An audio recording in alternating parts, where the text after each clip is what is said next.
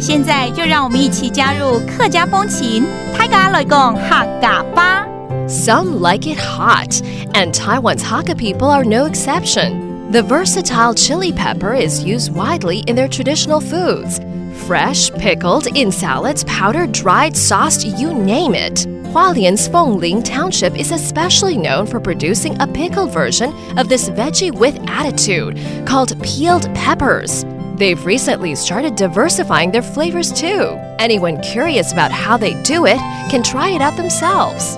A visit to Fengling and you'll learn how it's all done, from picking the perfect pepper to frying, peeling, seasoning, and even bottling. Yo, what's up? It's time to talk about Hakka here on ICRT. Hello， 大家好，我阿平哥 Leo。Hello， 你好，大家好，我是 Joseph Lin。Leo 啊，爱吃的我最近还是要节制一点哦，注意一下我的健康哦，不要吃那么油腻啊，吃清淡一点。可是只要遇到下饭的东西啊，还是难以抗拒啊。我最近迷上什么剥皮辣椒，剥皮辣椒跟肉一起去煮出来的料理，超下饭的，好好吃哦。我跟你讲，你要吃剥皮辣椒的话，我建议你到花莲的凤林盛产辣椒，然后凤林呢有很多客家人，客家人最厉害的呢就是腌制。为什么要剥皮呢？因为这个辣椒的这个外皮啊，其实会比较硬一点，是，所以呢，他们就用先高温的油炸之后呢，就把这个外皮给去掉，然后你就可以吃到里面那个辣椒很嫩的一个部分。难怪就是 peeled peppers， 它真的是已经被剥了一层啊！对对对，对不对？逼出这个香气更多了，对不对？没错没错，而且这个花莲这边的业者呢，就结合在地的一些农产品啊，把它开发出很多不同的口味，太好了，有各式各样的剥皮辣椒让我来享用。是，好，我一定要来计划一个花莲凤林之旅了。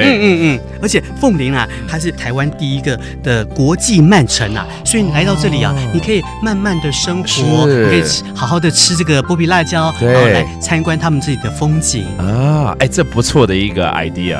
去那边呢，好好的去慢跑或者骑脚踏车，然后呢，享受当地的风景，然后运动完了之后又可以吃。对，吃完再运动，然后再运动，没错。All right， 我们就凤林见喽。那我们现在来教几个单字，包括要去做这个剥皮辣椒腌制 ，you gotta marinate it， 卤 ，and then the 剥皮辣椒 is called peeling pepper， 剥皮辣椒味，剥皮辣椒味 ，OK， 辣椒就是辣椒，剥皮就是剥皮，peeled peppers. Have it next time. It's really tasty, delicious. It goes with a lot of different food, and that does it for today's Talk About Hakka on ICRT. 什么太嘎？俺只say 张来了。